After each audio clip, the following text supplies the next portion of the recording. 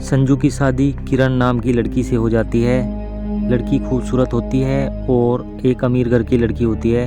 उसके पापा बहुत अमीर होते हैं, उनके पास में खूब धन दौलत होती है, इसलिए वह बहुत सारा दहेज लेकर संजू के घर में आती है।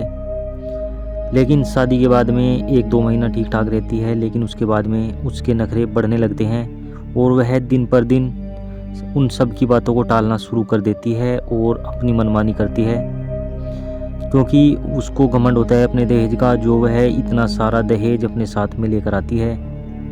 इन सब हरकतों को देखकर संजू अपनी पत्नी किरण को समझाने की बहुत ज़्यादा कोशिश करता है, लेकिन वह नहीं मानती है और उसका किसी की बातों पर कोई असर नहीं होता है, जिस कारण संजू आजकल बहुत ज़्यादा परेशान रहने लगता है।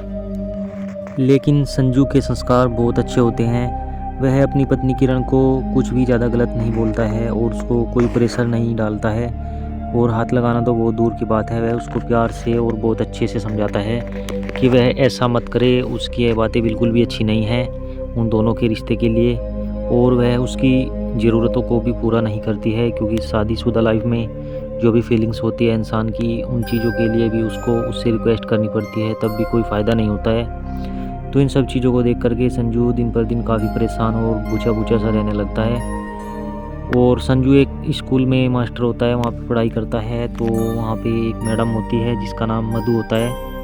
मधु बेहद खूबसूरत होती है और उसके संस्कार भी बहुत अच्छे होते हैं, दिल की भी बहुत अच्छी होती है।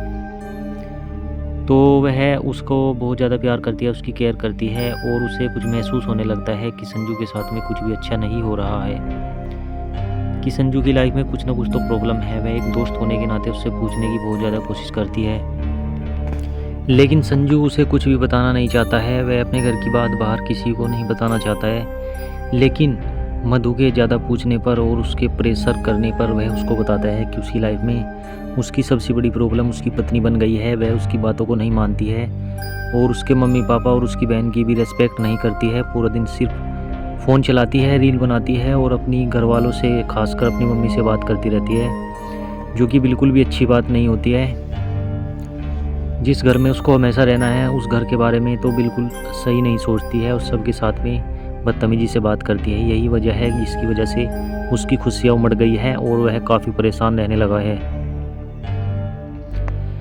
लेकिन दोस्तों, उधर फिर मधु उसको सहारा देती है, उसके गम को बुलाने में उससे प्यार भरी बातें करती है और उसका ख्याल रखती है।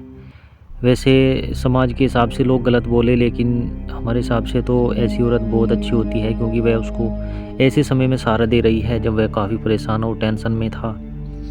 तो उनके स्कूल में भी उनकी जोड़ी फेमस हो जाती है। सब लोग उनको लैला मजनू की जोड़ी बुलाने लगते हैं, क्योंकि दूसरे मास्टर भी उससे चिढ़ते हैं, क्योंकि संजू भी बहुत ज़्यादा हैंडसम होता है और बहुत अच्छा होता है, और बॉडी भी बहुत अच्छी होती है उसकी, तगड़ी बॉडी होती है, अच्छा स्वास्थ्य होता है।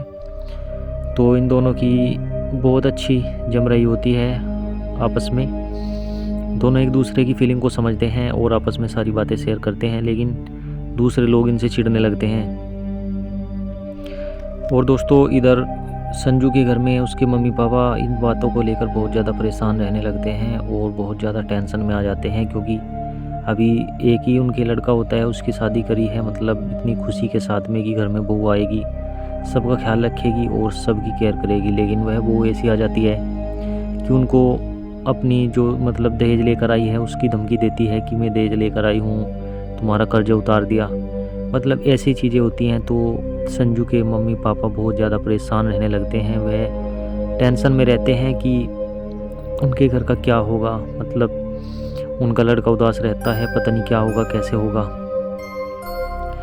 तो फिर एक दिन जब संजू बाहर से आता है तो उसकी पत्नी उससे एक नई डिमांड करती है कि वह अब इस घर में नहीं रहना चाहती, और वह चाहती है कि बाहर कहीं आप फ्लैट वगैरह ले लो और शहर में वहीं पर रहेंगे। यह बात सुनकर संजू को बिल्कुल अच्छा नहीं लगता है। वह बोलता है कि वह उनका इकलौता लड़का है और वह उनको छोड़कर नहीं जा सकता। अगर वह चला जाएगा तो उसके मम्मी पापा का ख्याल कौन रखेगा और उनका जी कैसे लगेगा, क्योंकि वह अच्छा लड़का होता है। तो वह उसको बिल्कुल साफ इनकार कर देता है, लेकिन वह जिद पर अड़ जाती है। जो उसकी पत्नी होती है किरण, वह मानने को बिल्कुल भी तैयार नहीं होती है और बोलती है कि वह अब इस घर में नहीं रहेगी। संजू बिल्कुल इनकार कर देता है। तो फिर वह लड़कर अपने घर पहुंच जाती है अकेली। जैसे ही वह घर पर जाती है तो अपनी मम्मी को सारी बातें बताती है। उसकी मम्मी उसको सहारा देती है इस चीज़ के लिए, क्योंकि उसके घर को बर्बाद करने में इसी का हाथ होता है सबसे ज़्यादा। लेकिन जो किरण के पिताजी होते हैं और उसकी सिस्टर होती है, वह काफ़ी समझदार होती है। वह उसको समझाते हैं कि तुझे अब उस घर में ही रहना है और अच्छे से सबके साथ में मिलजुल कर रहे, तो वहीं पे तो ही तेरे लिए और उनके लिए सबके लिए अच्छा है। लेकिन उसकी दिमाग में बात नहीं आती है, तो उधर वो संजू मधु के ज़्यादा करीब जाने लगता है और मधु संजू के, क्योंकि अब बीच में से किरण भी उनके निकल चुकी होती है। और अक्सर ऐसा ही होता है इंसान की लाइफ में कि अगर पत्नी प्यार ना दे तो मर तो दूसरी जगह ही, जहाँ से उसको प्यार मिलेगा वहीं पे जाएगा। सिंपल सी बात है, वही होता है इस कहानी में भी। फिर मधु उसको बोलती है, मधु उससे बहुत ज़्यादा प्यार करने लगती है और उससे शादी के सपने भी देखती है वो। लेकिन वह मजबूर होती है क्योंकि संजू की शादी हो चुकी होती है। तो फिर वह उसको बोलती है कि शहर में ही कमरा ले लेते हैं और वहीं पर रहेंगे। वह अपने घर पे यह बात अपनी मम्मी पापा से बोल के उसके साथ में शहर में रहने लगता है। इधर किरण अपने घर पर रह रही होती है घमंड में कि संजू लेने आएगा। इधर संजू भी अब खुशहाल लेने लगता है, क्योंकि मधु जो उसको इतना प्यार कर रही होती है, लिविंग में रहते हैं वो। फिर एक दिन किरण बाज़ार में शॉपिंग करने के लिए जाती है। अपने घर से शॉपिंग करने के लिए जैसे जा रही होती है, वहाँ पर देखती है वो कि उसका पति संजू मधु के साथ में बाज़ार में घूम रहा होता है। वह उसके पीछे लग जाती है उसकी जांच करने के लिए। और फिर वह एक जगह जाकर देखती है कि वे घर में गए हैं, तो उसको शक हो जाता है। तो वह अपने घर वालों पर, अपने ससुराल वालों पर, सब पर फ़ोन कर देती है और वह सब वहाँ पर इकट्ठे होकर आ जाते हैं। और फिर वह उनको पकड़ लेते हैं। मतलब जैसे ही वह उनके घर के बाहर खड़े होते हैं, संजू ऊपर होता है अपने घर में मधु के साथ में। संजू अपनी पत्नी को बोलता है, उसको अपनी जो उसकी दोस्त होती है मधु, उससे बोलते हैं कि चाय वाय बना लो। वह बोलती है कि कुछ चीनी पत्ती सामान ख़त्म हो रहा है, चलो लेने आते हैं। जैसे ही वह नीचे आते हैं, जीने से उतर के ऊपर से देखते हैं बाहर कि उसके मम्मी पापा सब वहाँ पे खड़े हुए हैं। तब वह वहाँ पे उन दोनों के बीच में हंगामा हो जाता है, जो किरण होती है और मधु होती है। लेकिन दोस्तों फिर संजू सारी बातें सच सच बता देता है कि वह परेशान था। उसकी पत्नी को उसने बहुत समझाया लेकिन वह नहीं मानी, तो मधु उसके करीब आने लगी और फिर वह एक जगह पर रह रहे हैं और कुछ भी उनके बीच में ऐसा गलत नहीं है। फिर पुलिस भी वहाँ पर आ जाती है और जो संजू की पत्नी होती है वह मधु को जेल भिजवाना चाहती है, जो उसके साथ में मतलब लिविंग में रह रही थी लड़की। लेकिन पुलिस को पता होता है कि यह गलत नहीं है आज के समय में, और ऐसा कोई कर सकता है। अगर उसकी पत्नी उसको सपोर्ट नहीं कर रही है किसी की भी, तो वह लिविंग में दूसरों के साथ में रह सकता है। हालांकि पत्नी के नियम लिए भी यही नियम है, जो बहुत अच्छा नियम है। मतलब एक इंसान दूसरे के इंसान के लिए बनकर नहीं रह सकता उसके कंट्रोल में।